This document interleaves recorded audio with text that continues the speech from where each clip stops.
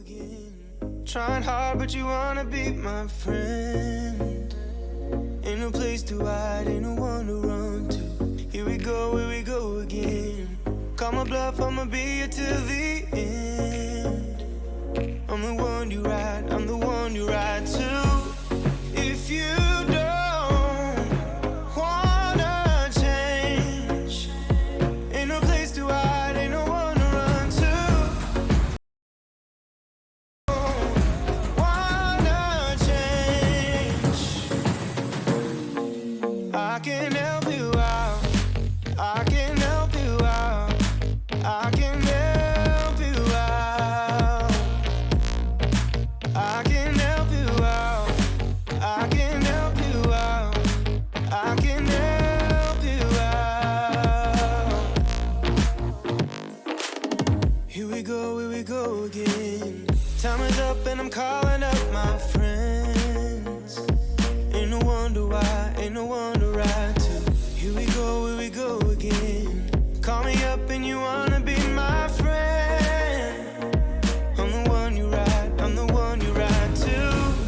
If you don't wanna change, ain't no place to hide, ain't no one to run to.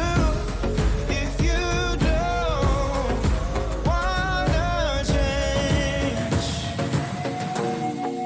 I can help you out, I can help you out, I can help you out, I can help you out, I can help you out, I can help you out, I can help you out, I can help you out, I can help you out. Look, if you don't wanna change, ain't no place to hide, ain't no one to run to. If you don't wanna change, I can help you out, I can help you out, I can help you out, I can help you out, I can help you out, I can help you out.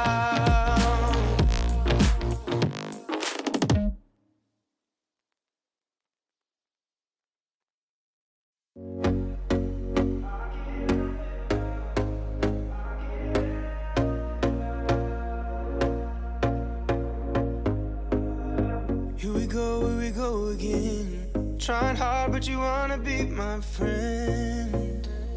Ain't no place to hide, ain't no one to run to. Here we go again.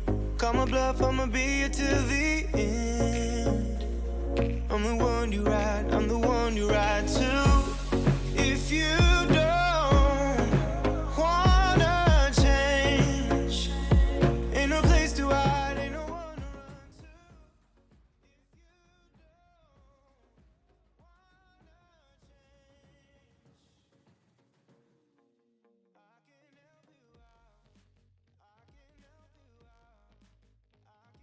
All right. Viewers will probably come along here shortly, but I'm taping this for a podcast, and I'm also doing it for YouTube. So this will premiere on YouTube. My name is Ryan. This is the Kingsman Report. It's the news everyone ignores, and I'm going to go over today's topics. Some on coronavirus, tech news, funny news. Whoever's been gluing hats on penguins over in Las Vegas, apparently they're doing it again, and it's pissing off the the PETA people or animals activists or whatever. I understand some people get upset because they're gluing hats on pigeons or whatever because they're animals, but I mean, come on, they'll probably fall off eventually.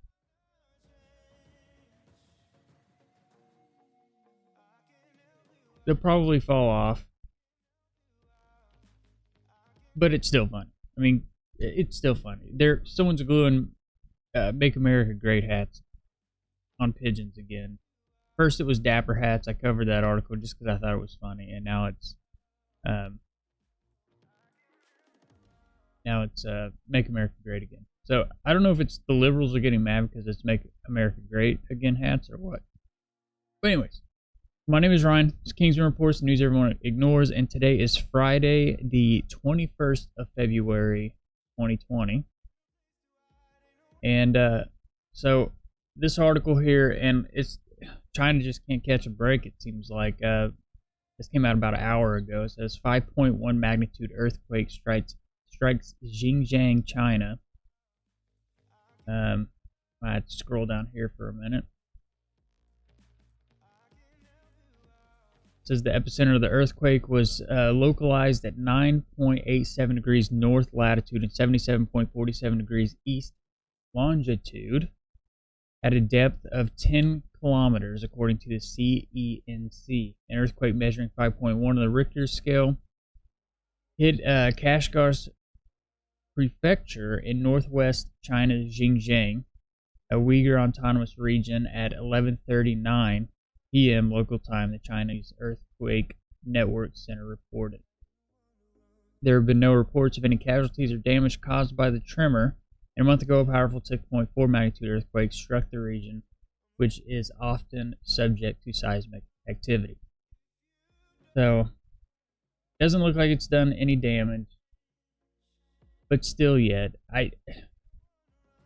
just one thing after another with, the coronavirus and everything going on. So,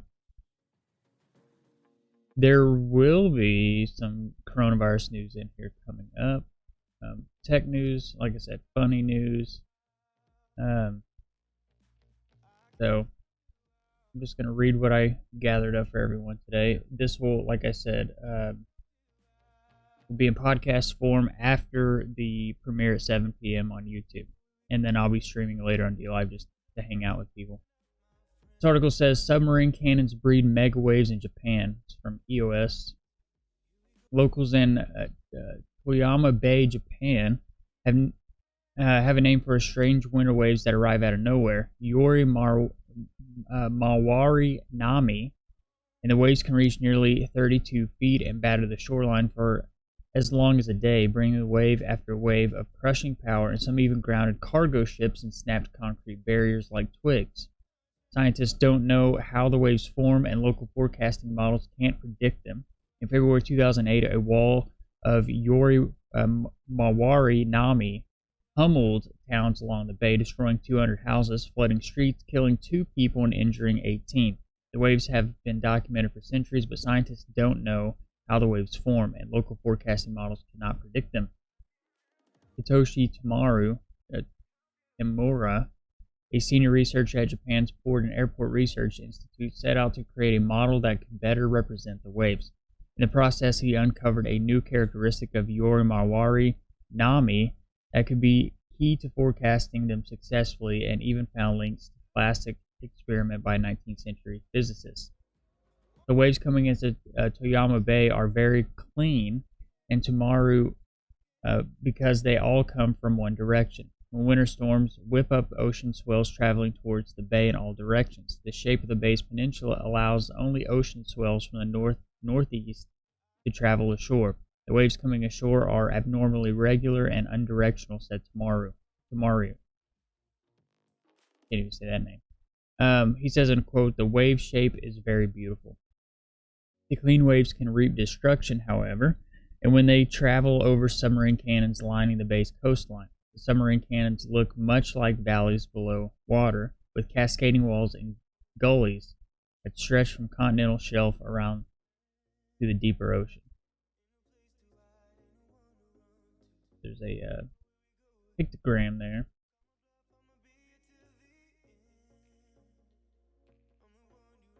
Tamura showed that the submarine cannons focus clean swells, quote, like a lens, and as surface waves speed towards the shoreline, they interact with the ocean bottom. Incoming waves retract or bend over the cannon, and in some places, the waves meet in focal zones. At some meeting points, the waves positively combine, summing a much larger wave height than their individual contributions. In other areas, the waves cancel each other out and have a lower wave height. The effect is similar to a 19th century experiment conducted by physicist Thomas Young called a double slit experiment. In Young's experiment, sunlight passes through the small slit in a screen, letting through a smidge of light in the frequency. The light then encounters another screen, this one like two slits. That redirects the light in different directions. On the final screen, you see how the light coming through the two slits interacts positively and negatively, creating light and dark patterns. The interaction is called coherent interference, and it's the key to Yorimawari Nami waves, said Tamira. So I just thought it was an interesting article. To me, it was interesting. So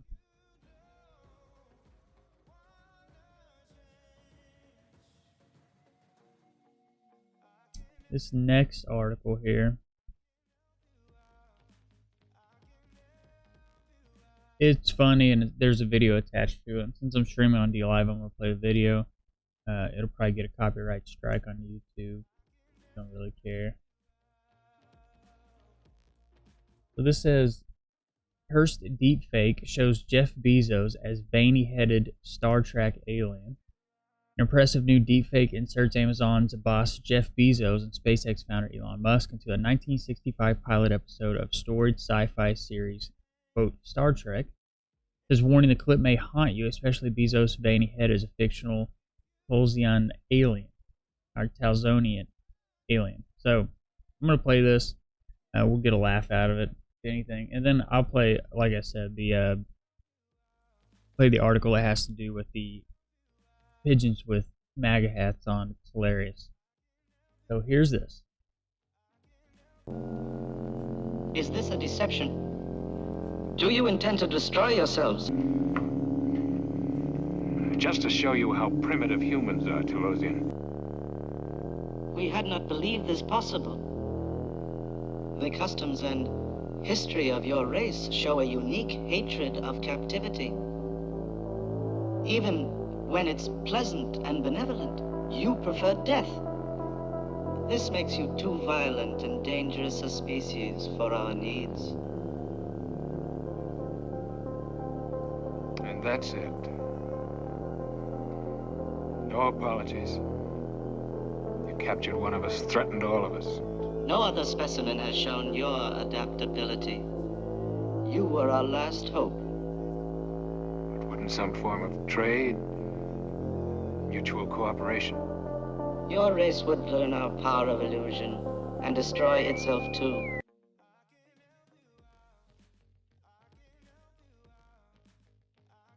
So, I mean, it wasn't comedic or anything, but it was just funny seeing Bezos with that veiny head. It's pretty funny. The clip is another example of a fun deepfake, but experts have long fretted over the potential for misusing the tech, which uses a neural network to insert one person's likeness into a video of another person. One major criticism is deepfakes use a non-consensual pornography, which creeps often use to slot celebrities' likeness into erotic videos. The other primary concern about deepfakes is that they could be used to spread disinformation by making it seem as though a public figure said something they never actually said. Though for the most part, that second concern has remained theoretical. I thought, if you're watching this later on, you might find that comical. So,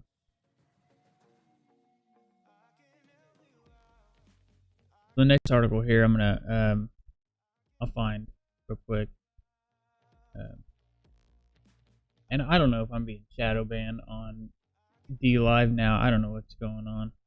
My alerts go out to Discord. They go out to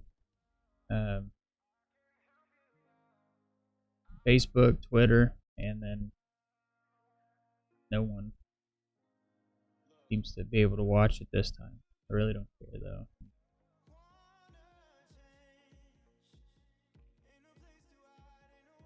This article says pigeons with "Make America Great" hats, or "Great Again" hats, glued to their heads, released in Las Vegas. So, if you, I think there's a video attached to this, possibly. If not, I'll have to open up. I'll read it and then I'll open up the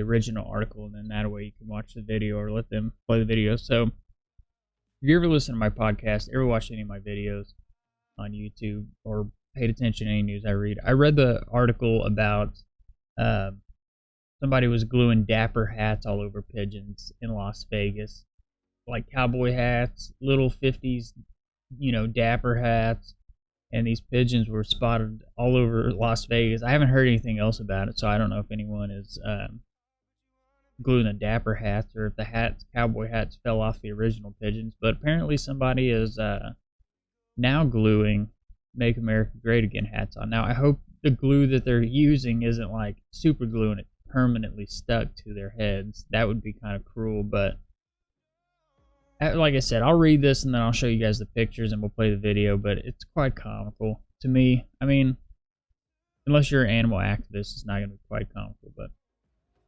it says this is out of Las Vegas. Pigeons with tiny "Make America Great Again" hats glued to their heads were released in downtown Las Vegas. So I gotta say, the group that's calling itself Putin, this is just funny. So it says this week, in what appears to be a sarcastic statement of loyalty to President Donald Trump, in a mock protest in Nevada's coming Democratic presidential caucus, a group calling itself Putin, Pigeons United to Interfere Now, claimed responsibility for the stunt. The pigeons were set loose Tuesday, according to the group. You see the red thing on the pigeon's head? It's a "Make America Great Again" hat. A group released a flock of them in downtown Las Vegas on the eve of the Democratic debate. NBC affiliate KSNV spotted at least one of the pigeons still in a hat on downtown street Wednesday afternoon. Putin have used their pigeons to launch a one-of-a-kind aerial protest since peace in response to an arrival of a 2020 Democratic presidential hopefuls, according to a group statement. The release date was also coordinated to serve as a gesture of support and loyalty to President Trump. So, it says a group calling itself Putin Pigeons United to Interfere Now is claiming responsibility for the MAGA hat wearing pigeons in Las Vegas, and one of the pigeons was adorned with a Donald Trump-style wig. Pigeons United to Interfere Now. 25 pigeons were released, and 24 of them wearing hats and one donning a Trump-style wig, and the group said Thursday in an email to NBC. I don't care. I think this is funny. It says most have returned, and we expect to see the rest tonight or tomorrow, the group said. So, apparently they're beacons, so they can, what I mean is they'll go out and they'll return to wherever you release them from. So, maybe someone caught another one. Probably those PETA fellas. It says, while the stunt has drawn some laughs, Mariah Hillman, who runs Lofty Hopes, the Las Vegas Pigeon Rescue Organization, oh my gosh, called the MAGA stunt, quote, animal cruelty. In December, the videos of 3 pigeons wearing miniature red cowboy hats went viral after they were seen on Las Vegas streets. That's the one I was talking about. So whoever's doing this is continuing to do with the MAGA hat situation. It started here with the press making fun of it. The police didn't do anything about it, and now it's growing into this. So when's it going to stop, and who's going to do something about it? Hillman said on Thursday. So Hillman and her volunteers are setting up traps in hopes of removing the pigeons' hats before rehabilitating and releasing the birds. The pigeons are wearing the hats with the help of eyelash glue. Okay, so it's eyelash glue.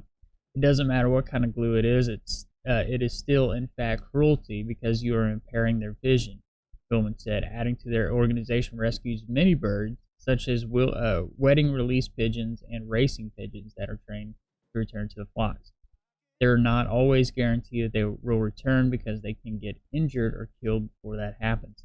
So I believe there's a video to this, and I'll pull the video up here and we'll watch it because you guys got to see this. It's like I said, it may not be comical to some people, but as these pigeons snack on scraps, this one struts its stuff. That red thing you see on its head is a "Make America Great Again" hat, and this pigeon is not the only one in town wearing one. It's stupid. I just think it's funny. An underground group called Putin, short for Pigeons United to Interfere Now, is taking credit for releasing the flock of MAGA-capped pigeons in downtown Las Vegas. The founder says it was months in the making and done this week to protest the Democratic candidates in Las Vegas and to show loyalty to President Trump. I think they're funny. No, it's not funny. But Mariah Hillman is not laughing about it. It's absurd. The whole idea is ridiculous. That's She hilarious, runs Lofty lady. Hopes, a Las Vegas pigeon rescue. There's a good chance that we might end up with a couple. And she's frustrated by the stunt and that there isn't a law that prohibits a person from doing something like this. It is not illegal. Pigeons are considered pests, so they won't do anything about it. There are a few city codes that involve pigeons, but a City of Las Vegas spokesperson says they're considered wild animals. There isn't anything on the books about putting hats on pigeons. Glue a hat to your head. Glue a hat to your kid's head. I mean, it's the same thing. You know, we all have a right to live free from harm. It doesn't matter what kind of animal you're considered to be. You know, our language is what causes these animals to be treated like this. Hillman less concerned about the politics than she is about protecting the pigeons.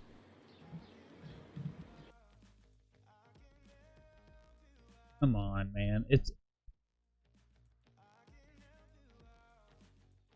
I'm gonna get a copyright strike just because that emblem right there. Anyways, they're pigeons. It's not like and like I said, I understand some people may find it cruelty to animals or whatever, but still yet. Not whenever you're sitting there cursing them and wafting your fist at them for taking craps all over your brand new car underneath your tree or something, you know. Alright, so now I'm going to get in, and I have all this just kind of sporadic in here. We got some coronavirus news here.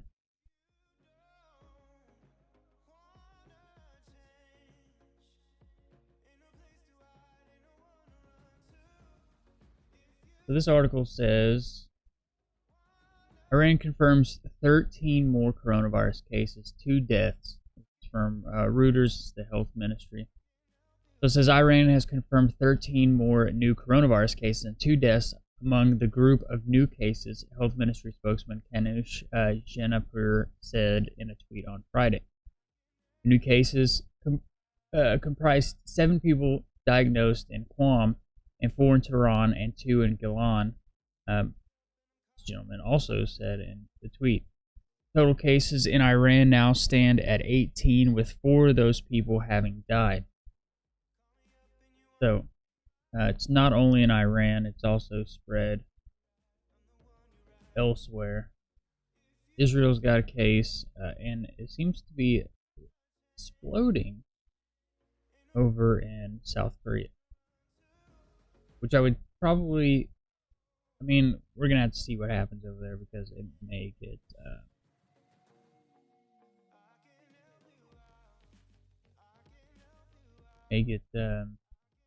crazy if it hits South Korea and it starts spreading hard over there.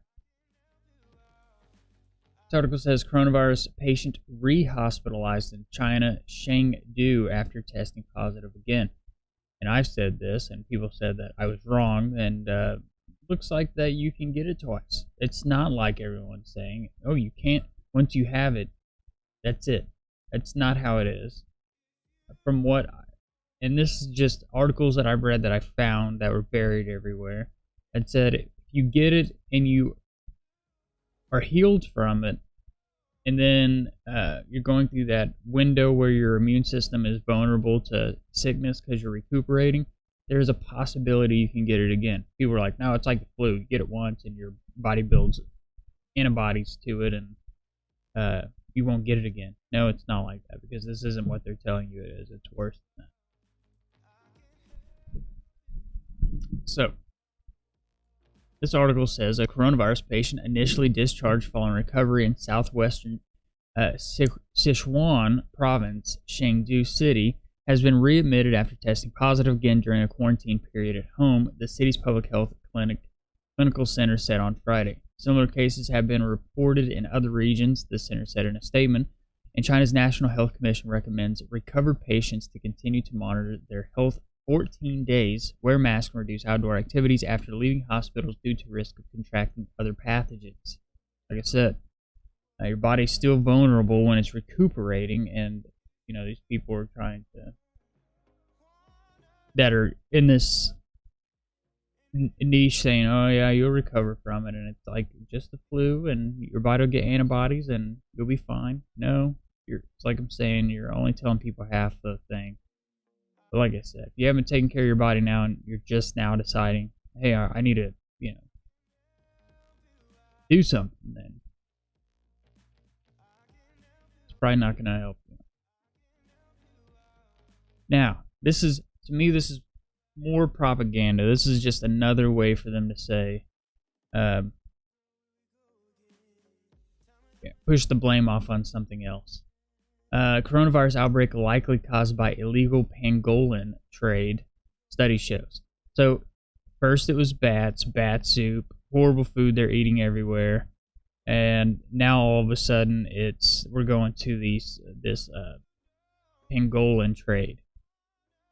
Although, like I've said before, coming out of I forget the gentleman's name, but he signed the Biowarfare Act of 1980 something and said that this coronavirus was created as a biowarfare's weapon.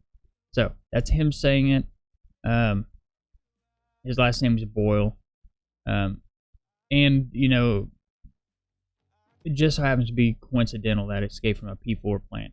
It's 20 miles south of this wet market, and now they want to blame it on this. So we'll see. It says researchers from South China's Agricultural University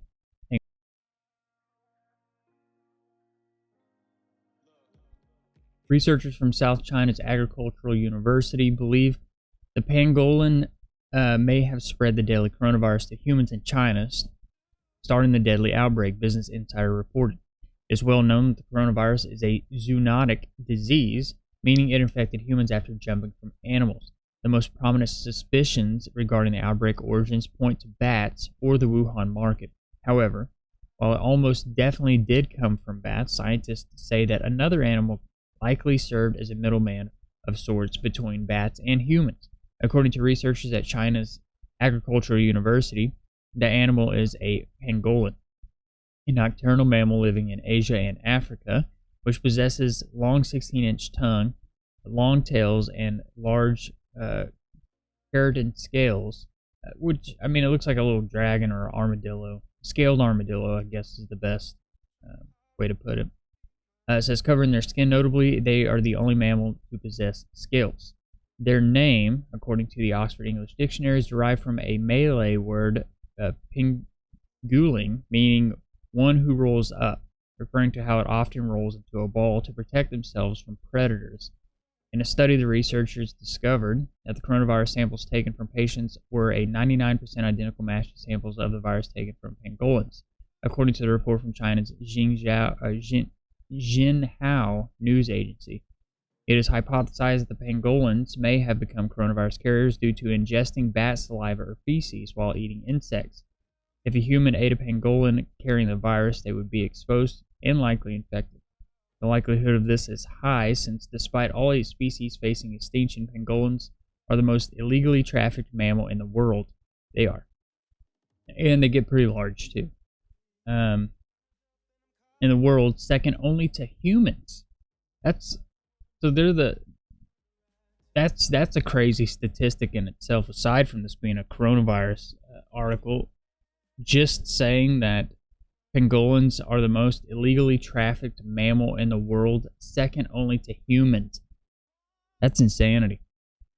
And are especially popular in China and Vietnam, where their meat is considered a delicacy, and the scales are used as important ingredients in both traditional medicine and commercial pharmaceuticals. Though they resemble anteaters, yeah, it's like an anteater and an armadillo combined, and it rolls up like an armadillo. It's like a scaled armadillo, but the tongue looks like an anteater. I don't know. It's very awkward looking. It says pangolins are actually members of the order of carnivorans, alongside the bobcat and the civet, the latter of which was responsible for transmitting the SARS virus from bats to humans in 2002. See, but that's what they also say. It was that was responsible, and then it came out that actually escaped from the lab. So that's a shenanigan. A Business Insider report. All data suggesting that pangolins are the intermediary seems strong. Finding any concrete proof will be challenging due to the illegal nature of the pangolin trade. If the illegal animal trade was at the root of this outbreak, it is going to be really difficult to trace, and I suspect most of the evidence is gone already, destroyed or spread across the black market. Texas A&M University virologist Benjamin Newman told the Washington Post, "People aren't going to want to talk because of the consequences. The deadly coronavirus outbreak has spread throughout the world and since has become in the city of Wuhan and China's Hubei province, affecting more than 75,000 people and resulting in over 2,000 deaths. Despite being zoonotic, the World Health Organization said there was a lack of evidence that it could spread to animals." So,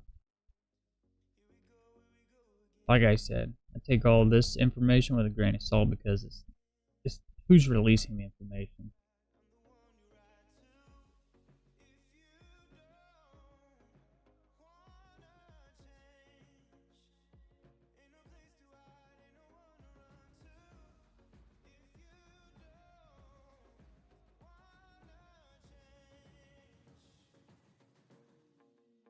All right, so I think I have one more on coronavirus, and then I'll get into the other stuff.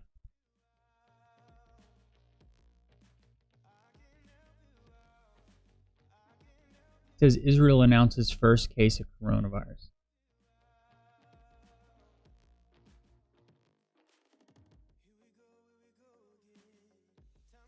Israel's Ministry of Health announced the first case of the coronavirus in the country after a woman who was evacuated from the Diamond Princess in Japan was diagnosed with the disease. The ministry said in a statement Friday morning, the woman was one of 11 passengers aboard the Diamond Princess flown back to Israel from Japan, and the 10 other passengers tested negative for the virus. All the passengers are being held in isolation at Sheba Medical Center near Tel Aviv. They will remain in the hospital for 14 days. 4 other Israeli citizens who are on board the ship have been diagnosed with coronavirus remain in Japan. So now you got the deaths in Iran. You have virus in Israel. It looks like it's slowly, like we have cases here in this country, but I still yet don't think anybody has passed from it. Somebody asked me in the chat when I wasn't on. I don't know if they're not getting alerts or what, but I don't know why they're not spraying in the air. I guess they're spraying low because it's going to rise is the idea behind it, but I don't know what their idea is behind that.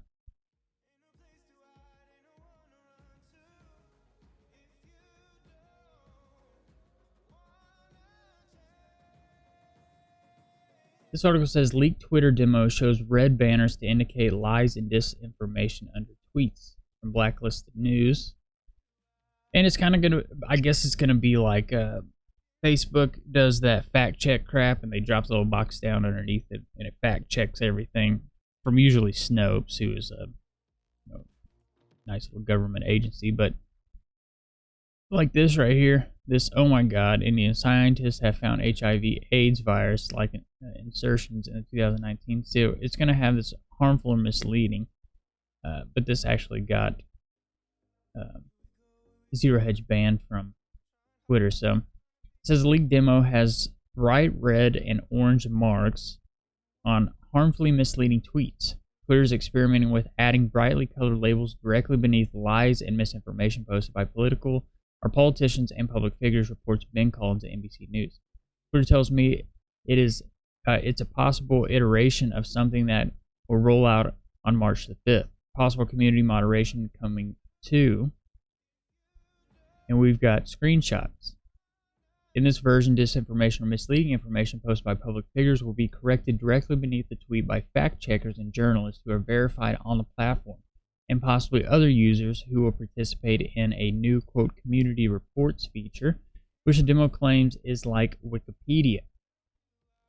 We're exploring a number of ways to address misinformation and provide more context for tweets on Twitter, a Twitter spokesperson said. Misinformation is a critical issue, and we will be testing many different ways to address it. The demo features bright red and orange badges for tweets and have been deemed harmfully misleading and nearly the same size as the tweet itself, and prominently displayed directly below the tweet that contains the harmful misinformation. Examples of misinformation include a false tweet about whistleblowers by House Minority Leader Kevin McCarthy, Republican from California, and a tweet about gun background checks by Senator Bernie Sanders, independent from Vermont, and a tweet by an unverified Twitter account posting a doctored video of House Majority Leader Nancy Pelosi, Democrat from California. Here's what it might look like when the politician tweets harmful and misleading content on March 5th. Big red and orange flag underneath the offending tweet. So the test also shows, quote, community reports featured for disinformation. And this could include, quote, points that will heavily weigh useful, quote, reports of disinfo on the platform. The demo says it's, quote, like Wikipedia. Will this work? I doubt it. It'll always follow the agenda regardless. So even if it's a factual statement, if it goes against whatever agenda everyone else is pushing, it's likely not going to it's not going to matter. I mean, look, the left or the whatever you want to call them will put out this crazy misinformation, and then they're going to tell you to believe this because everything's pretty much ran by the left. So this article says, new purity test tool to scan Hollywood scripts for diversity bias.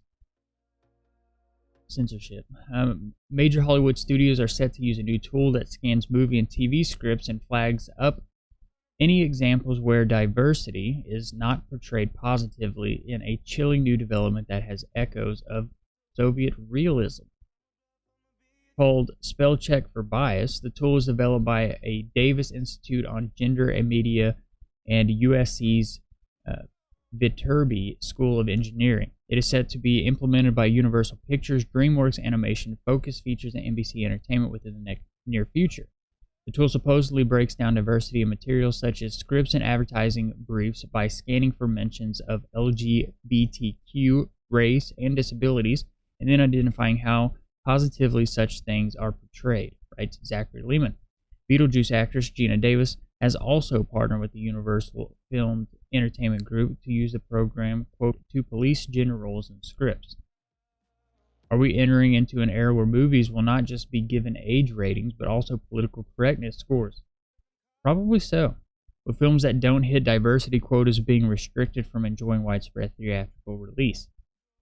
Instead of broadening their horizons and opening their gates to more filmmakers and scripts, they'd rather invite in a police state-like tool that feels like a discarded bit from George Orwell's 1984, which you can no longer buy on Amazon.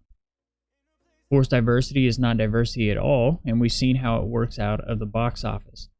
In an app developed by people trapped in the very same industry, they are trying to fix sounds more like a swing for headlines than real change, writes Lehman. Running art through an Orwellian purity test before it can be allowed to be seen. Where have we seen this before? Throughout the course of the Soviet Empire, dictators mandated that, quote, socialist realism be prescribed style of idolized art. This meant that every sculpture, statue, and painting had to conform to an established aesthetic in order to, quote, educate citizens on how to be perfect Soviets. In order to entrench loyalty to the Communist Party and advance a utopian image of the Soviet society, quote, the purpose of socialist realm was to limit popular culture to a specific, highly regulated faction of emotional expression that promoted Soviet ideals. While the Soviets were subjected to a monoculture design to ensure fealty to a political dictatorship, Westerners are being subject to, quote, woke, political correct speech codes and social engineering to ensure fealty to the new cult of diversity. There you have it, ladies and gentlemen. So maybe, just maybe, you might be getting a welcome whoever else is in here. I'm the one other person in here. Maybe doing the news at,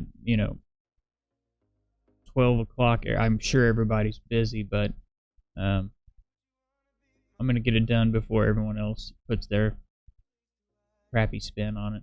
I'm on my Walter Cronkite stuff over here. I put the news out here and let y'all decide what you think about it. I'm not trying to tell you to think any certain type of way about it. I just put it out there, let you decide what you want to think about it, and I just read the news. Important news, crazy news, you name it. So I do have some tech news. I have some facial recognition news for colleges. I believe it's a college article, one that I've covered previously. It's kind of an update to that. And of course, I love these guys. My remedy to the Amazon Ring doorbells with their facial recognition software, smash it, just bash it. You don't need it at your house.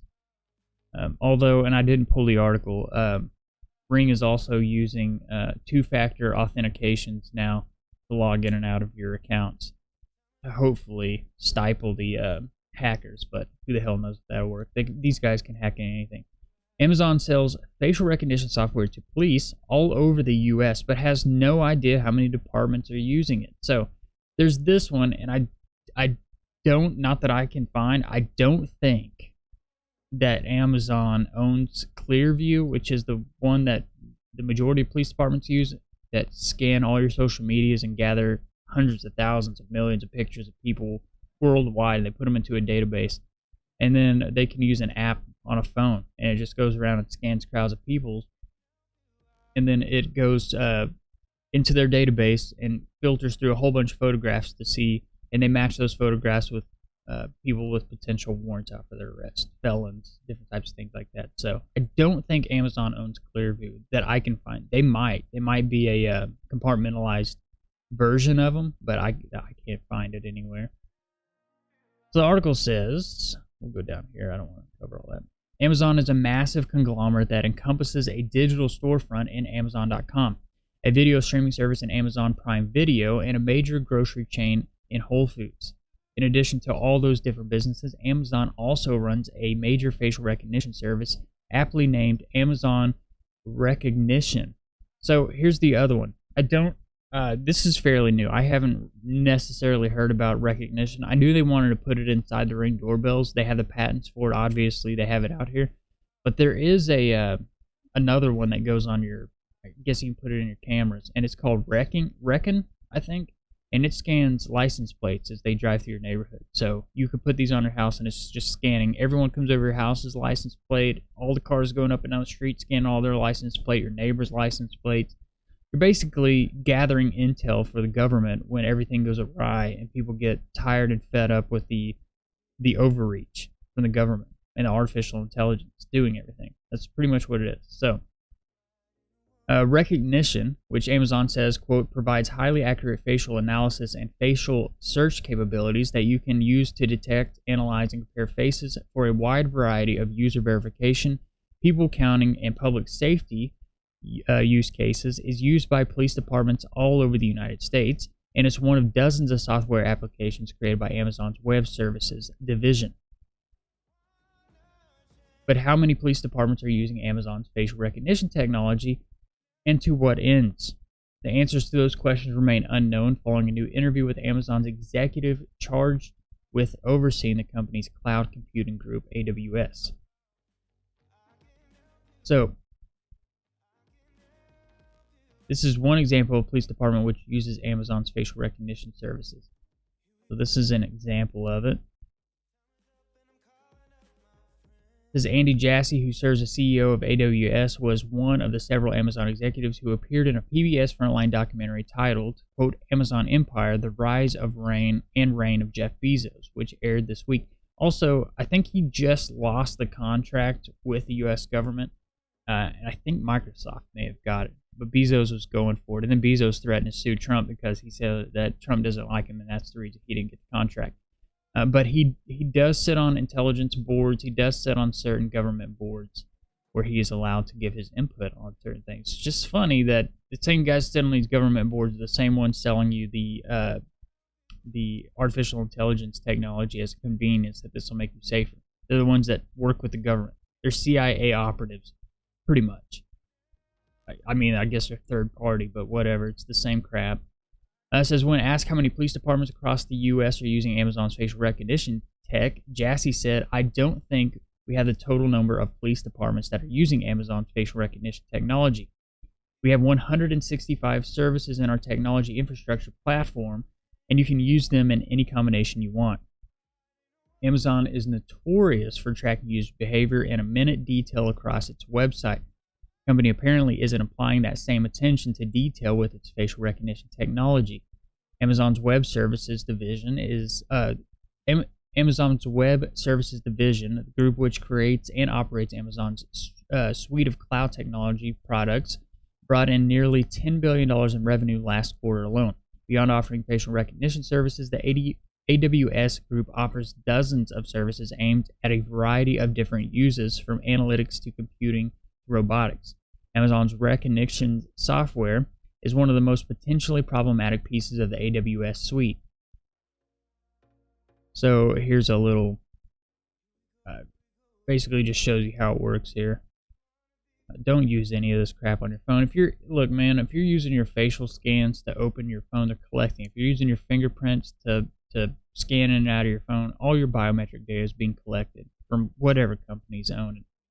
By the way, Samsung, you can pre-order your Samsung S. I have the S10, which I like, but you can get the S20 now. It's on pre-order today, and it's a 5G cell phone. So look forward to the testicle roasting from Artemis, the fertility god, ran 5G beacons coming to a city near you.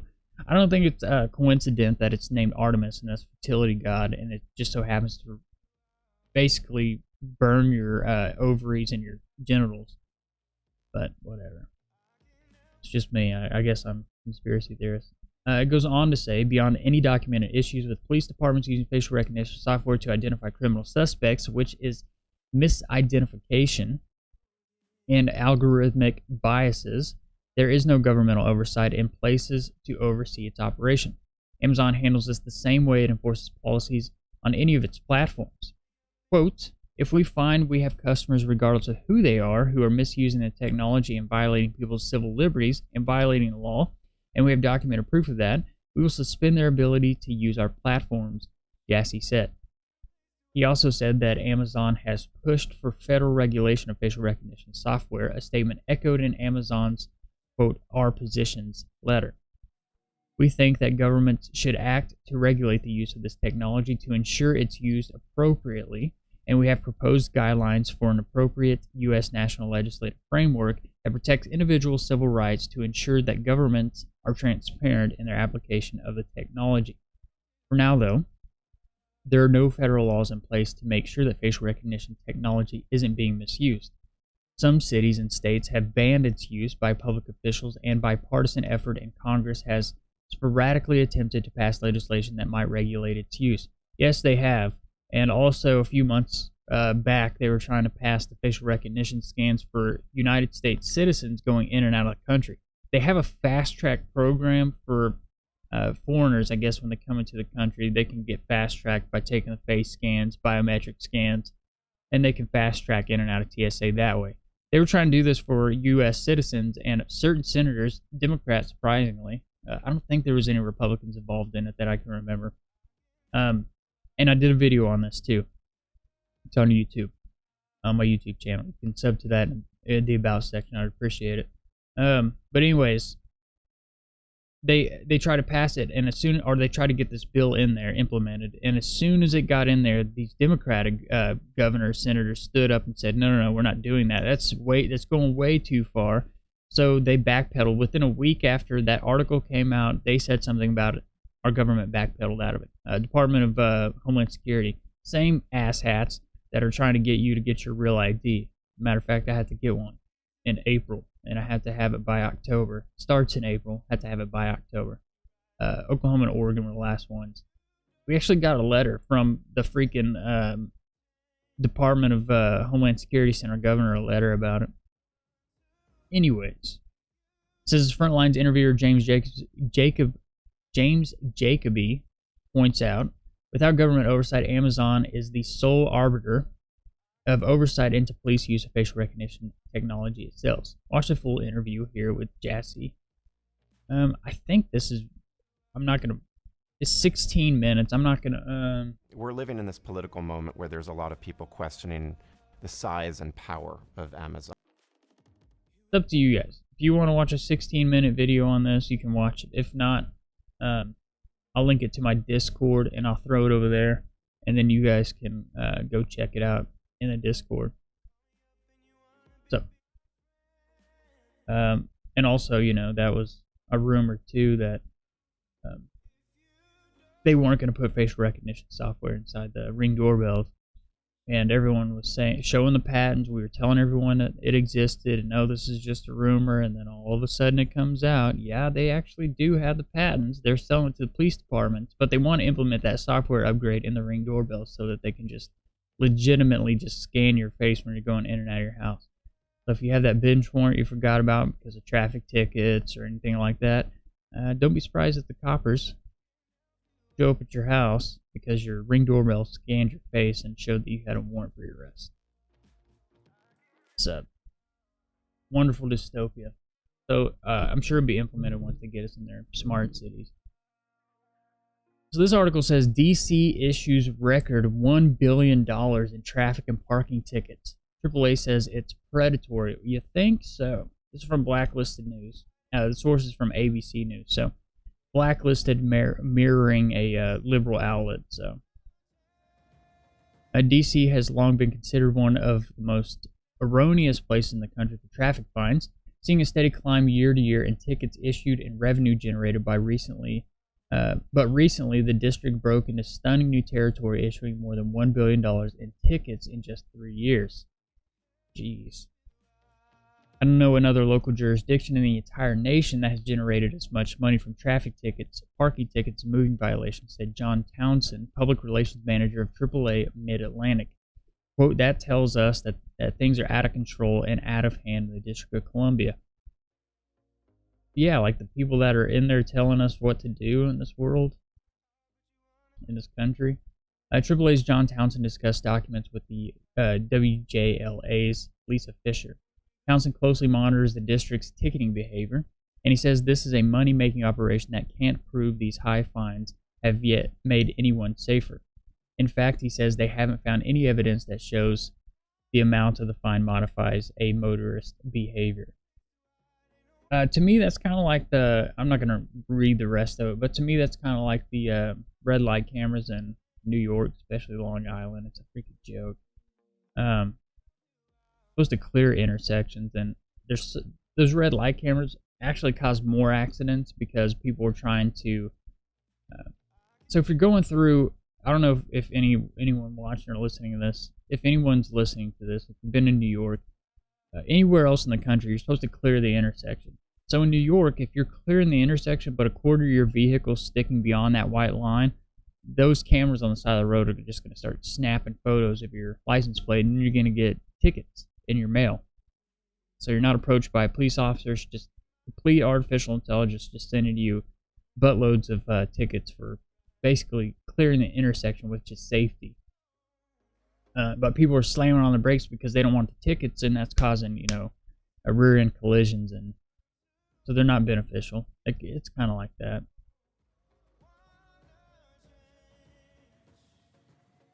So I do read articles about corrupt politicians on here.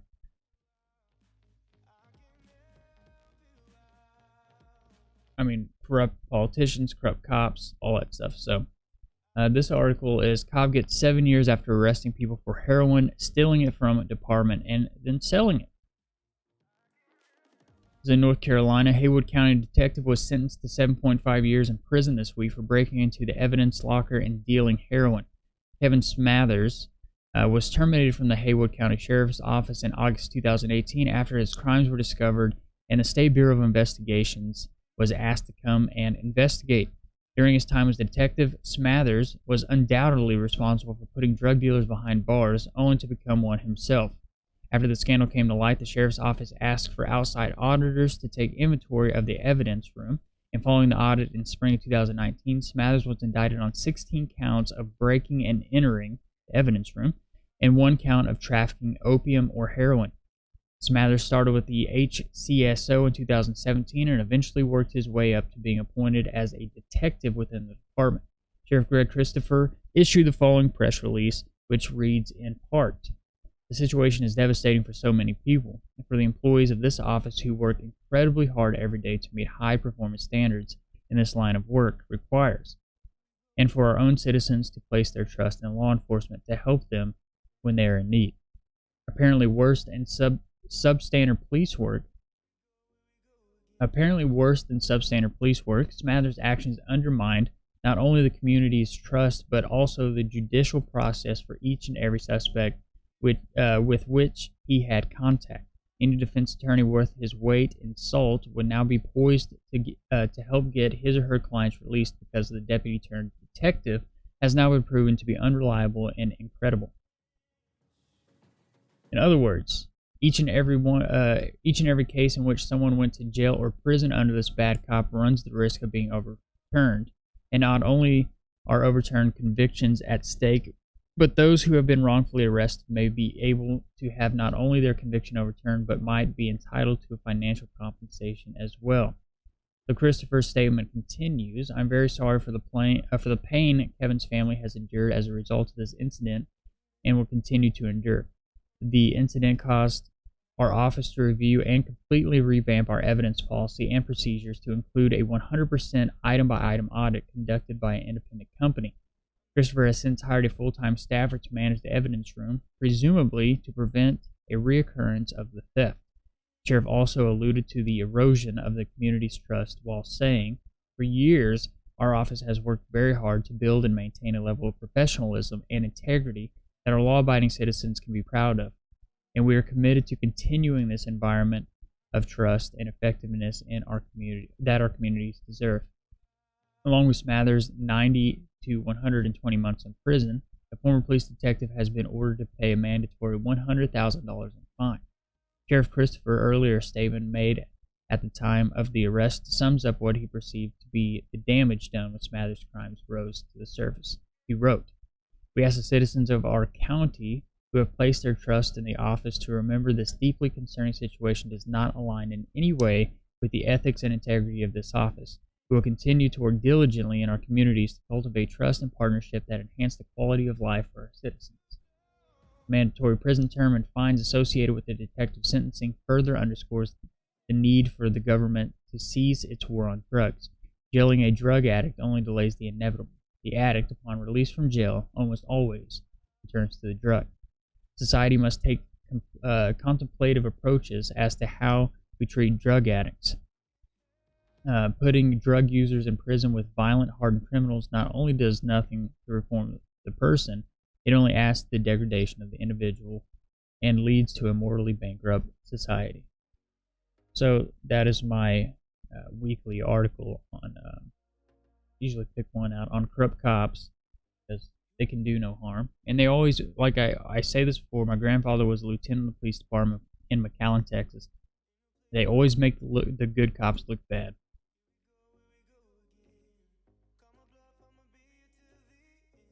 Because believe it or not, there are good cops out there, whether you want to believe that or not.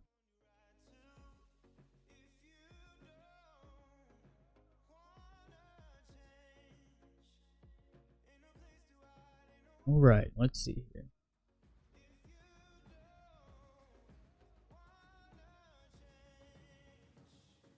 I'm going to jump back on this coronavirus. I thought I read this. Apparently I didn't.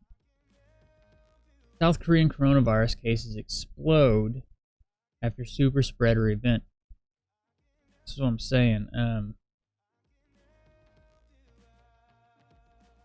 But I'll read this. This is one day after South Korea reported its first coronavirus death, and shortly after the Daegu city's 2.5 million residents were put on lockdown. The number of COVID-19 cases in South Korea has exploded, with 52 new cases reported overnight, representing a third of the nation's cases. After 4 largely uneventful weeks in which South Korea has confirmed just 30 cases, the number of cases has soared 5-fold in just 3 days, rising from 31 cases on Tuesday to 156 cases on Friday, local time, in what appears to be a very aggressive exponential increase. Notably, 39 of the cases are related to a cluster at a church in Daegu, the city that, quote, looks like a zombie apocalypse, according to a statement from Korea's Centers for Disease Control. Earlier in the day, officials said the city of Daegu was facing an, quote, unprecedented crisis after coronavirus infections that centered on a controversial, quote, cult church linked to a branch of I'm not even going to butcher this word here, Shincheonji, Church of Jesus, surged over the past 2 days. The city of 2.5 million people, which is 2 hours south of the capital of Seoul, was turned into a ghost town after health officials said the bulk of the country's 31 new cases announced on Thursday were linked to a branch of the Church of Jesus, and now another 39. So here's a little map here. Podcast, you're not going to be able to see the map here, but there's a little map. South Korea. There's Daegu, I guess. Mayor Kwon Young-jin made a televised address urging citizens to wear masks and remain indoors while revealing his concerns that the contagion would rapidly overwhelm the city's health infrastructure. He said in a quote, "We are in an unprecedented crisis, unaware that the last thing we can afford to do in times like these is tell the truth." He ordered the shutdown of all kindergartens and public libraries, according to Yonhap, and schools in the city were considering postponing the beginning of the spring term scheduled for early March. Shopping malls and movie theaters were also empty, and usually busy city streets were quiet. A concert featuring BTS and other K-pop stars that was set for Daegu Stadium on March 8 has been canceled. The Defense Ministry banned troops stationed in Daegu from leaving their barracks and receiving guests. The U.S. military imposed similar restrictions on its army base in the city, which houses thousands of troops, family members, and civilian employees, curbing travel and closing schools and child care centers. In what the Korean Center for Disease Control called a, quote, super spreader event, almost half the country's total of A2 infections have been linked to a 61-year-old woman who worshipped at the Daegu church, which is often accused of being a cult. There's a picture of somebody. It looks to be an iron lung, but it's obviously made of plastic. She first developed a fever on the 10th of February, but reportedly twice refused to be tested for the coronavirus on the grounds that she had not recently traveled abroad. She attended at least 4 services before being diagnosed. So far, almost 40 other members of the church have been confirmed as infected. The church claims that its founder, Lee Man-hee, has donned the mantle of Jesus Christ and will make 144,000 people with him to heaven, body and soul, on Judgment Day. And if the number of cases continues to grow exponentially, Judgment Day might be in March. Their article, I didn't write it. That was their little joke there. Daegu's municipal government said that there was 1,001 of these church members in the city, all whom have been asked to self-quarantine, with 90 of them currently showing symptoms. Those who have symptoms, quote, will be tested as soon as possible, Kwon Young-jin said, urging stronger action from government in Seoul and calling the national response, quote, inadequate. We plan to test all believers of that church and have asked them to stay home, isolated from their families. The situation was, quote, very grave, South Korean Vice Health Minister Kim Jang-lip said in a separate briefing. The church said on Thursday that it had closed down all its facilities nationwide. It says in a quote, "We are deeply sorry that because of our members who thought of their condition as a cold because they had not traveled abroad, led to many of our church being infected and thereby caused concern to the local community," it was said in a statement. Separately, a man in his 60s from the neighboring Shingdo County tested positive for the coronavirus after dying Wednesday following symptoms of pneumonia, authorities said. He was among 15 people found to be infected at a hospital. Meanwhile, a few hundred kilometers west, China continues to pretend it is successfully containing the virus, although it apparently can't even do that. 1 week after Beijing reported nearly 15,000 new cases after a change in the definition of, quote, infection, China reverted back to the original definition in hopes of drastically reducing the number of new cases and boosting people's confidence it was successfully containing the pandemic. But it wasn't, and it lied about the early deaths by calling it pneumonia or the flu. And we said that, and they said we were crazy, and we were right.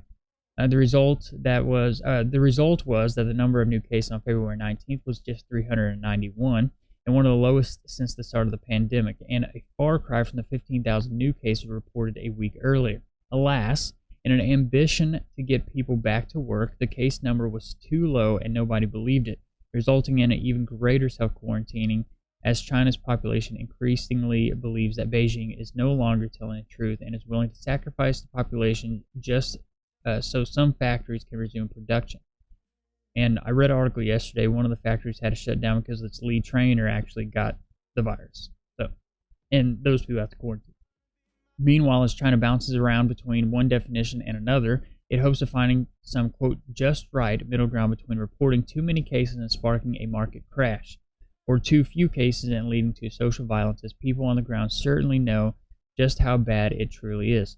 Beijing is now losing all credibility, and even China's best friend in the U.S., Bloomberg, writes that Hubei changes virus count method with data mistrust growing.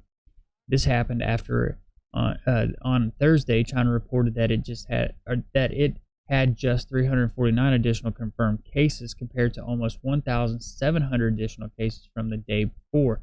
The number then doubled to 889 on Friday, as China appears to have given up on any pretense at reporting data objectively. The outcome appears to be a recreating of the famous surgery scene from Spice Like Us, where China comes up with some made-up number, gauges the market and media's reaction, and then China offers a totally opposite number on the next day as it scrambles to give everyone what they want while creating the fiction that it is in control. The irony, of course, is that the more China manipulates the data, the less anyone will believe a positive outcome for the epidemic and will still instead claim that it is just the result of a Chinese propaganda. It points to a rather concerning confusion over how best to officially report the number of cases, leading to a loss of confidence in the true numbers, said Jeffrey Halley, a Singapore-based senior market analyst with Onada Asia Pacific PTE. That can mean that internationally the rest of the world keeps China in lockdown for longer, which will not be good for the V-shaped recovery projections. As reported previously, the latest changes cast doubt over whether the drop in the new cases, a positive sign in the epidemic is coming under control at the epicenter, is actually happening. In recent days, China's leaders have scrambled to project optimism over the outbreak, which has shut down large parts of its economy and plunged industries from retail aviation into crisis. Companies and factories across China are now being urged to restart economic activity, while China's Premier Li said on Monday that the outbreak is on, quote, a positive trend. I'm not going to read the entirety of the article, but you get the gist of it. Shit is hitting the fan over in South Korea now because Beijing's lying about it, and once it gets to that part of the country, it's really going to be on. And all the while, all their food is stuck in storage containers, just boiling.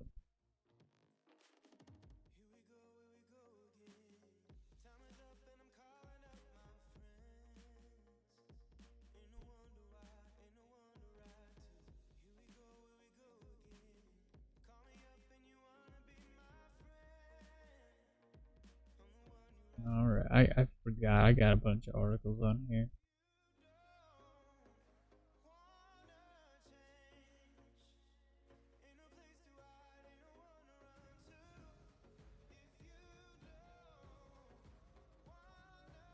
Alright, this article says Irish drug dealer loses 46 million pound Bitcoin code, or 46 million Bitcoin codes he hid in a fishing rod case. Genius. It's from The Guardian. Collins used the proceeds of dealing cannabis to buy 6,000 Bitcoin. The cryptocurrency value was relatively low. In early 2017, Clifton Collins, an Irish drug dealer, had a dilemma where to hide the codes of his illicit 55 million Bitcoin fortune. His solution was to print them on an A4 piece of paper and stash them in an aluminum case of a fishing rod case kept at the rented home in Farnot, Cornamona County, Galway, and it seemed a good idea at the time.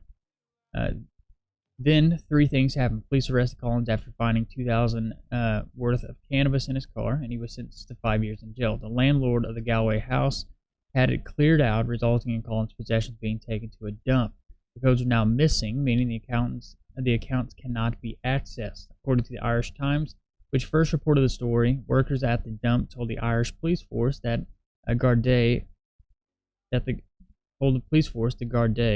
they remembered seeing discarded fishing gear.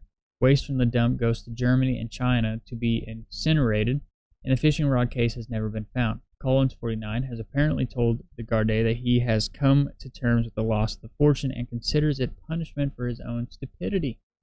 Yeah, you're pretty dumb, fella. A high court in Dublin ruled this week that Collins had forfeited the accounts because they were proceeds from the crime. Originally, the Crumlin, a working-class district of Dublin, Collins worked as a security guard and a beekeeper. He won awards for his honey before cultivating cannabis full-time around 2005. He used rented properties around Ireland, including the house in Galway, to grow crops, which he harvested, packaged, and sold in Dublin. Collins used the proceeds to buy 6,000 bitcoins in late 2011 and early 2012 when the fledgling cryptocurrency's value hovered around $5.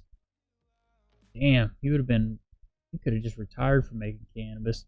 Amid wild gyrations, its value rocketed. Bitcoin is currently worth 9,673 or 7,524. They protected his fortune from hackers. Collins spread it across 12 accounts, each with 500 Bitcoin. When he sorted the codes in what is probably history's most costly aluminum cap, it says, according to the Irish Times, the Gardaí believed that he was genuinely lost the codes. The ultimate loser may be the Irish state. The Criminal Assets Bureau thought that it had hit the jackpot when confiscated the accounts. Authorities hope they may someday access them. Collins has the codes to additional Bitcoin accounts valued at 1.5, and those, plus more than 100,000 in cash, have been seized. So that's for the Irish people over in Dublin that listen to the podcast. That's insanity.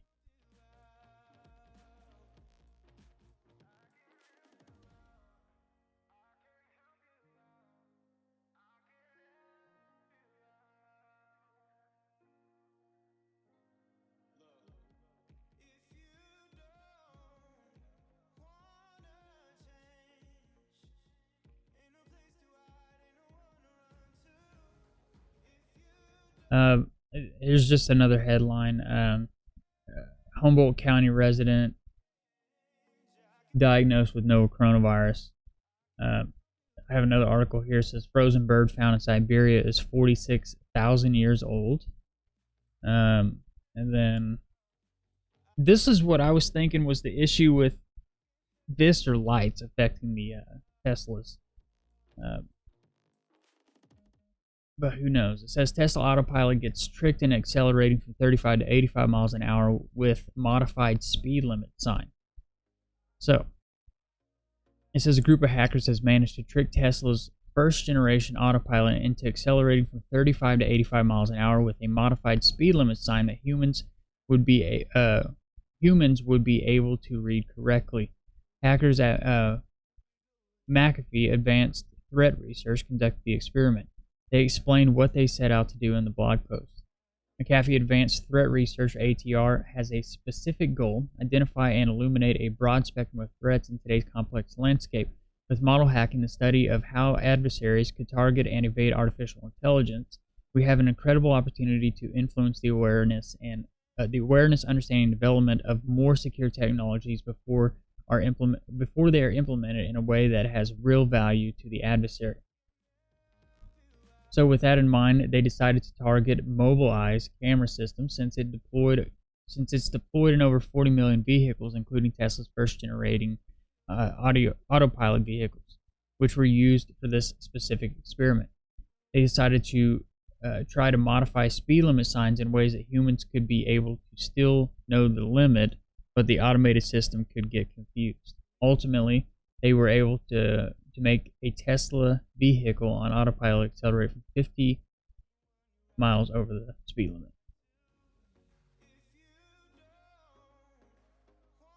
So, which I figured it was either the lights interfering, and that's why they were having all these accidents.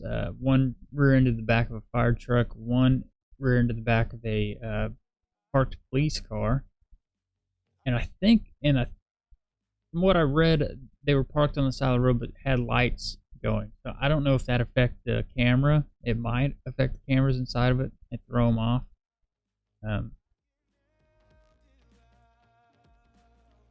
So some of these, I'm just going to skip over the titles. U.S. and Taliban truce to start Saturday ahead of peace talks with, I guess, the U.S. Then there's a diamond crisis. De Beers records the lowest profits since 2008, I believe that is. 2008, 2009. So just some weird ones. China deploys agricultural robots and drones. I'll go over this article. And this is to fight virus outbreak. So, I'm sure other people are going to end up covering just the coronavirus crap. So this company, XAG Co. Ltd., was selected by Chinese government late last month for the deployment of its ground-based robots and unmanned aerial vehicles. So there's 34 CDC confirms U.S. cases. It just broke on my thing. Thank you for the lemons, Sky. It says was selected by the Chinese government late last month for deployment of its ground-based robotics and unmanned aerial vehicles to spray powerful disinfectants across public places in cities where the COVID, or the COVID-19 outbreak, is worse. XAG is using a fleet of R80 agricultural utility vehicle robots with 80-liter, 21-gallon sprayed for ground-based disinfectant operations across the public places. The company tweeted several pictures of the R80 in action, spraying disinfectant across a, quote, parking lot outside the office block in Guangzhou. So there's a video that you can go, but so apparently now it's, I guess I can go down here and it'll show you the picture of it. These are the drones spraying disinfectant. You know, they're photographing, those videos are all over the place now.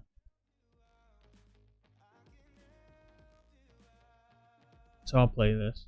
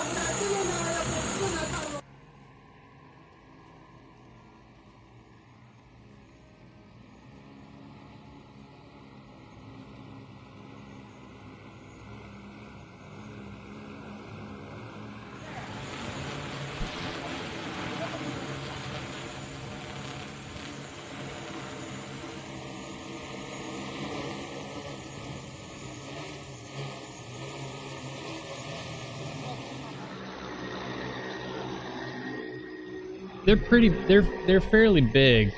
I mean, that's it's about 6 propeller drone. They're fairly large drones, but I mean they're not like massive as a aircraft, obviously. But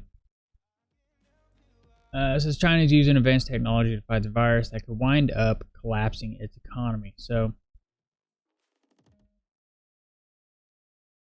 And I think they're spraying level this way. Like, so the reason these chemtrails that we get in this country and in other places, it's chaff. And it has aluminum and barium in it. Aluminum dioxide, barium. And it's weighted, so it's chaff. That's why it falls to the ground. And that's why, like, in certain times you can go outside, you can see the film on leaves and stuff. They're trying to spray disinfectant, which when they spray it low level, it's going to rise.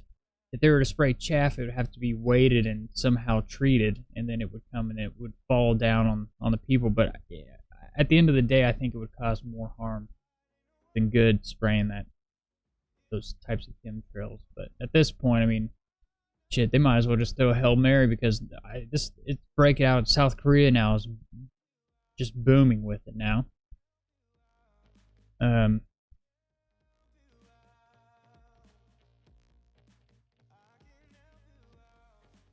So this article, I'll read this.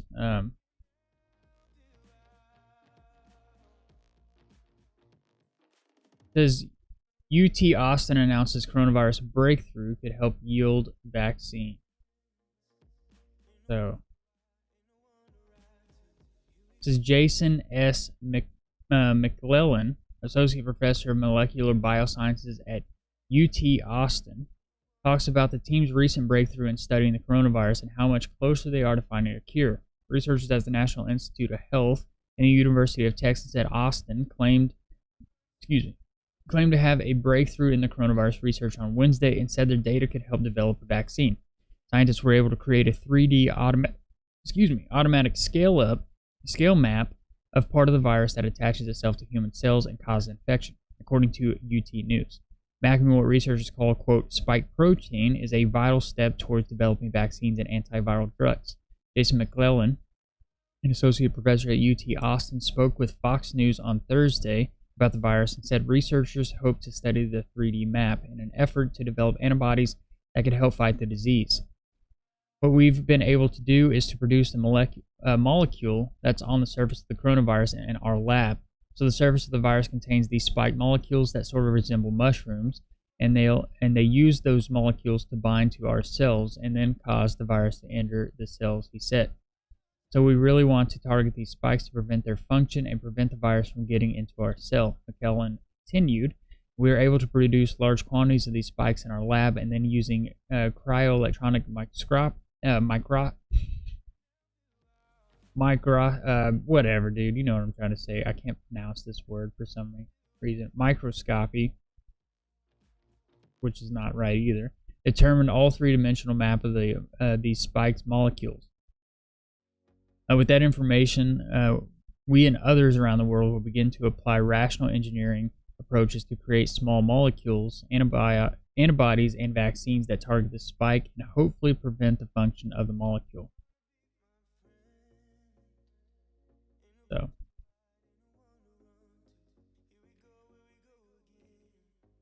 can't read certain words today. But yeah, I saw that you asked that earlier about why aren't they spraying up and then down, because those are for geoengineering, which causes like an artificial greenhouse effect. They say it's to block out the rays of the sun to help prevent global warming, which in fact it just creates a greenhouse effect and it magnifies that light coming through that lens that they've sprayed over us, and they have to continue to spray it because once it's out there, then it settles. That's what geoengineering is. They're not telling you it magnifies it and it causes heat, and also it's like, burning ants. Well, boys do this. Burning ants when you're a kid through a magnifying glass, and you're taking that and you're honing in that beam of light. Anytime they shine a direct energy weapon through that, also it's magnifying that light, and this is how they're just burning everything. Sunlight can do it too. If it hits a certain part through particulate magnified in one of those artificial greenhouses that they're creating through geoengineering, it can burn stuff too. We watch videos on that all the time over here because we're nerds on this channel.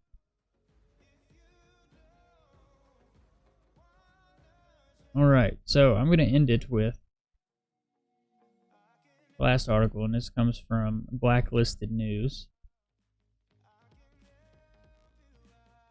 Been on an hour and a half, so I don't know if people didn't get the alerts or what's going on. This article says nanotechnology, one world, one brain.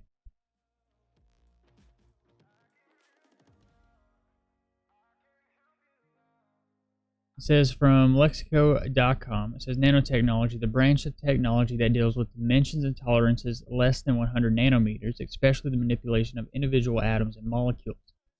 The recent arrest of Harvard pioneer in the field of nanotechnology, Charles Lieber, which, if you don't know who Charles Lieber was, it'll probably go into this, but he had connections to China through this program that they had. So he was the professor, one of the professors arrested from Harvard that had ties to China. And he was a nanotechnology pioneer. So it goes to tell you something there. Charles Lieber, on charges of lying to federal authorities about his business connections to China, has exposed wide-ranging relationships among American and Chinese researchers.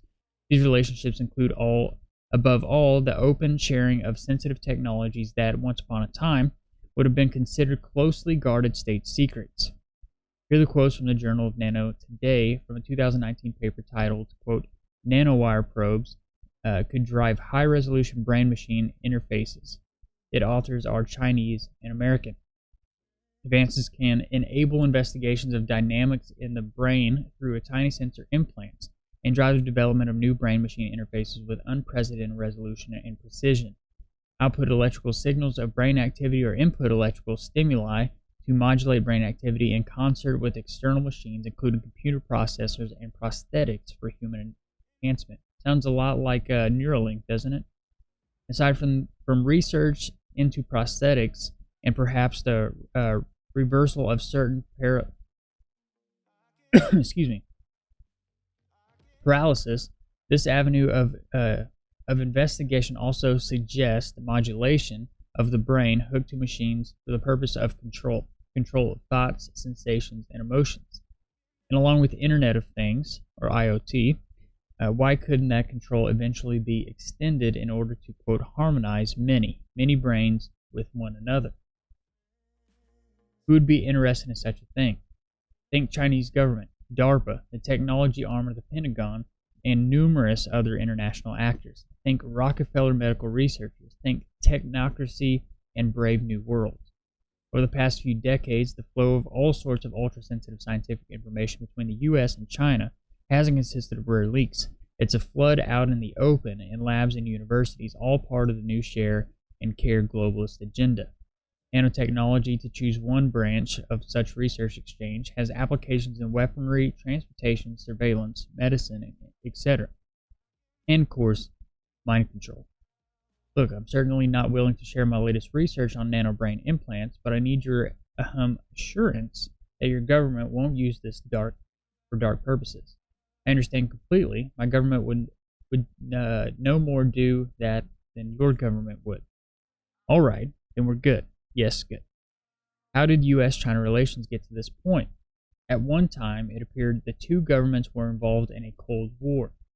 Oh, that's right. President Nixon opened up China to trade in 1972, and after 25 years of no diplomatic relations. Nixon was the agent of David Rockefeller, who years earlier had rescued him from a broken career as a politician. David Rockefeller, arch-globalist. Here's what Rockefeller blithely wrote in 1973, a year after Nixon had worked his China miracle. He said in quotes, "Whatever the price of the Chinese Revolution, it has obviously succeeded not only in producing more efficient and dedicated administration, but also in fostering high morale and a community of purpose. Social experiment in China under Chairman Mao's leadership is one of the most important and successful in human history." And that's from the China Traveler, New York Times, August 10th, 1973. Millions of people dead, freedom crushed, and a whole population under the boot of communist regime, but somehow that's not what David Rockefeller saw, or pretended to see. He, like other of his elite globalist colleagues, admired the Chinese government for the capacity to control its own people to such a high degree. And this is why the globalists want China to be the leader of this New World initiative, because they're just on point with their control with everything. Social credit scores, artificial intelligence, facial recognitions in the phones, everything. So, this flash forward 47 years, scientists from both countries are blowing each other kisses as they collaborate on developing a technology that has potential to gain intimate influence inside the human brain itself. Of course, remember, the political push comes to shove, and always does. China is the friend of China. In the case of American corporate and government big shots, hometown loyalty tends to be conditional depending on which sources and countries are putting money on the table.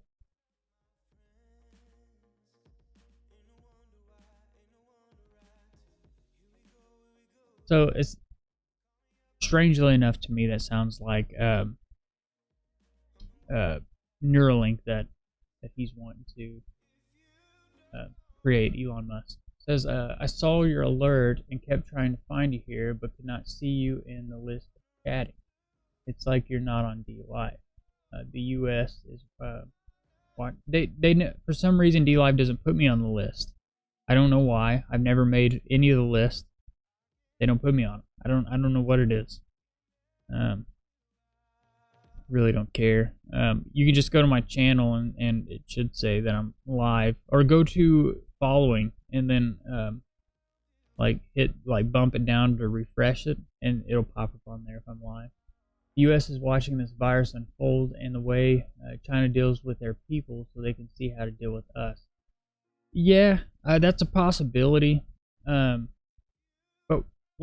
so China has what are called Uyghur camps, and they're just people that are outside the norm of the certain gentrified type Chinese residents they have. So the people that are just gentrified to that way of life, the social engineering, all that type of crap, they'll go and get these people that aren't like that, and they'll put them in these Uyghur camps, and then they'll gentrify those people and release them back out in the public. They do the same thing with Muslims over there in China. They cut their beards off. They don't let them practice their religion. They teach them the language, and they try to re-educate them. They're re-education camps. And all this came out. A bunch of us read about it.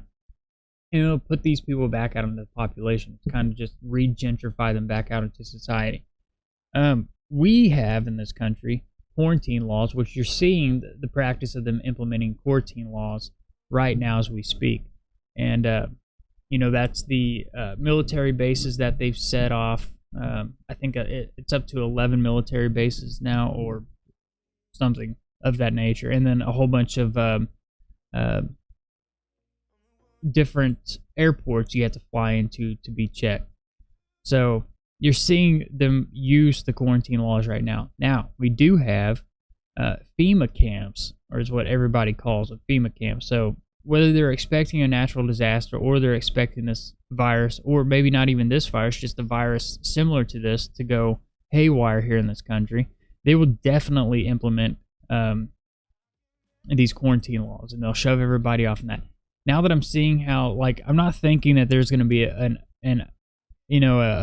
upheaval of righteous followers in this country that want to overthrow the government. I'm not seeing that happen anymore. What I'm seeing is probably an articulated attempt, or not only articulated attempt, but a conglomerate of different types of nations coming together for population control, possibly, and a release of a controlled, demolition to execute just multitudes of people without firing a shot. Just release a pandemic, lock everyone in the FEMA camps, and those will turn into death camps.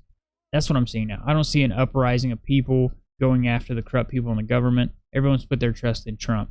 I don't think any of that's going to happen. Now I'm thinking the FEMA camps are probably for an outbreak of some sort, and that's what they'll be used for. So it is a possibility. But who knows? Who knows? It could just be used for whatever. But quarantine laws since the 60s, they'll get this vaccine out there, and if it continues to spread, they'll make that vaccine mandatory, kind of like the Ebola vaccine that they're working on right now. If you haven't seen the video I did on YouTube, I did a video called the Ebola PSYOP, where the FDA and the CDC are tag teaming this Ebola PSYOP in order to create a vaccination and these test kits that are 100% effective in order to combat an Ebola outbreak, which they're having over in the Congo right now. Nobody's talking about it. And a bunch of them came to the southern border of Mexico when it was saying, we have all these Africans showing up. We have all these Africans showing up at the border. Yeah, we did. And they were from the Congo in particular, but people from the Congo don't necessarily they're not necessarily symptomatic, and they can be carriers of the Ebola virus, and then they infect everyone around. It's just,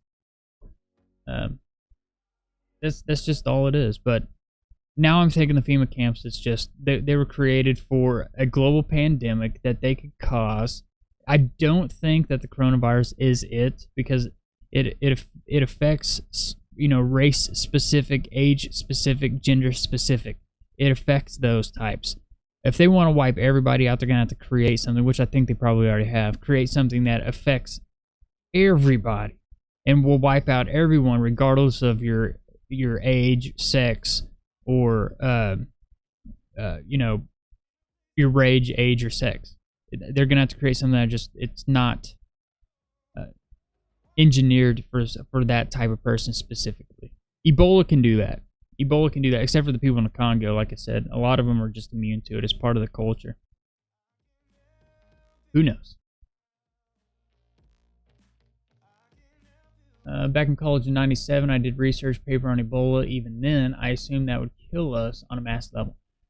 Well, if you caught on earlier, I was reading a propaganda article from NBC. It was mirrored by somebody, or no, I think it was Jerusalem Time. Now they're trying to blame it on those. They look like scaled armadillos and anteaters mixed. So it looks like an aardvark or whatever the hell that thing's called, mixed with an armadillo, and it's got scales on it. Now they're trying to say it came from those things from eating bat guano or saliva, and that's how they got it, because that's the second most trafficked mammal in the world next to human beings, which I thought was a crazy statistic in the first place. But shit, who knows, man? Back in college '97, I did research. Yeah, I think if anything, it's gonna be something like Ebola. It might be SARS. SARS, I don't think is race, sex, or age specific. MERS, I don't think is. But coronavirus, from what this is in particularly, is just attacking certain age, certain race, and certain gender, which is males 48 to 56 in certain Wuhan villages. That area right there, the epicenter around that area, it's like specific for those people there. Now, we do have one in Israel now, 13 in Iran. It's starting to spread, a whole ton of them over in South Korea.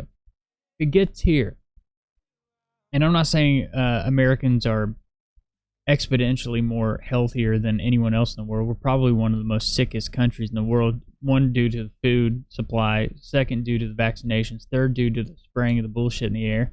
And probably also the water supply is why a lot of us are just basically brain dead and we hang on all the words of everybody else instead of reading shit for ourselves. But I will say this. If it gets here, if you've just been, lollygagging around, sitting at your house, eating Heck 293 Doritos and washing it down with, fetal tissue flavored Mountain Dews while you're getting injected with your vaccinations, and you think that, oh, if I take precautions now, I'm going to be healthy, chances are you're not. I'm just going to throw that out there. Chances are, if you're trying to do something about it now, it's too late. It's too late. That's just the reality of it. And that's also my opinion, but that is the reality of it. You can't think, oh, I'm overweight, I don't exercise, I don't do anything to take care of myself. Oh, there's a coronavirus. It's like throwing a Band-Aid on a gaping wound. It's not gonna help you. It's not gonna be beneficial. So that's my opinion about it. You should probably start taking care of yourself, your adolescent years, your 20s, your 30s. But if you're even starting now, you're going to leave yourself open for immune deficiencies. DNA test kits are readily available at your local CVS and Walgreens, Rite Aid, or Walmart pharmacy. At first glance, the ingredients. Here's why I don't get DNA testing kits, or I don't get DNA testing kits. I don't get Ancestry. I don't get no 23andMes. They took, and I told everybody they were going to do this, and of course I was called crazy, especially by the people nearest to me. They're going to take your DNA and they're going to use it for other means. They're going to end up selling your DNA off, and they're going to use it for other means. And then a couple months later, or a couple months back here, it came out that 23andMe sold all your DNA mouth swabs to everybody, and they made drugs out of those DNA mouth swabs. That's why I don't do any of that stuff. Yeah, you can't fix your health in a month. It's gonna take years, man. If you're out there just stuffing your body full of unclean food and you're clogging your arteries and you're overweight, and all of a sudden you're like, dude, you can be, 20 pounds overweight. It's going to take at least a couple months just to get that off. So anyways, I'm going to go ahead and jump off here, and I'm going to premiere this on YouTube tonight as always, and then I will upload this in a podcast form. So thank you everyone who listens on the podcast from all over the world. There's people from everywhere. I ought to give these people a shout out because they are what pretty much keeps us going. Sadly enough, Americans, for some reason, don't listen to it. Hardly. So, France, United States, Australia, Canada, United Kingdom, India, Kenya, Ireland, Norway, and Poland. Thanks everybody for listening to the podcast. I appreciate it. Because listening to the podcast helps me support this, even though I don't make hardly anything off that. So if you're listening to this on podcast, if you go to the YouTube channel, the link for this for the video to this will be in the podcast, and the link for the podcast will be in the video description. Also, if you want to support my broadcast, if you want to support the stream, because I'm going to need a new computer. This thing is running on its last leg. You can buy t-shirts. We have a Patreon. We have a podcast you can listen to. And you can also just donate if you feel like donating. I don't like asking for help doing this, but I'm not going to take outside money and then put it into something where I can make money doing it. So, until next time, what was your question? How no AIDS patients have better immunity than overweight? I don't know what your point on that one is. Thank you for the Lemons War. I don't know what your point on that is. So I'm gonna jump off here. I'm gonna stop streaming. I'm gonna jump off here, and then I'm gonna get everything uploaded so I can premiere this at 7 p.m. It'll be on YouTube. And then after that, it'll be in podcast form, and you guys can go there and listen. So, until later, I'll be back on here. Thank you for your donations, War and Not My Child. You guys are the top contributors. Thank you very much. I don't have enough in a chest to crack the chest, or I would do that for you guys. Yeah, I don't have enough in the chest.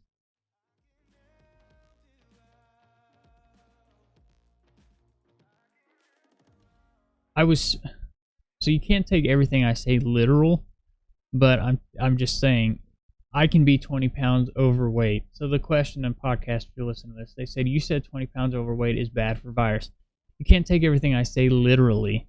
A lot of the time, very facetious whenever I say stuff. Shit, I'm 165 pounds. I can gain 25 pounds and I can lose 25 pounds. It's not gonna be detrimental either way. But if you can be 20 pounds overweight and it not be beneficial to your health. But I say things being facetious all the time, and partially serious and partially motivational to make people kind of think. So these are your news headlines for today. I just read the news. We're on our Walter Cronkite shit over here. We just read the news. We're not telling you to think anyway. You take this information, you make up your own mind, make an unbiased decision. Take the left, take the right, take the underground media, the alternative media, and then you compare all of it and you make up your mind. That's what I'm here for. So I'm going to sign off. My name is Ryan. It's the Kingsman Report. It's the news everyone ignores. I will be back on later on D Live. Thank you for everyone who listens to the podcast. Thank you for everyone that views the premiere on YouTube. And by the way, all of the social medias are in the About section on YouTube. They're also in the About section on D-Live. So, you guys have a wonderful afternoon. I'll be back later. Yah bless and shalom.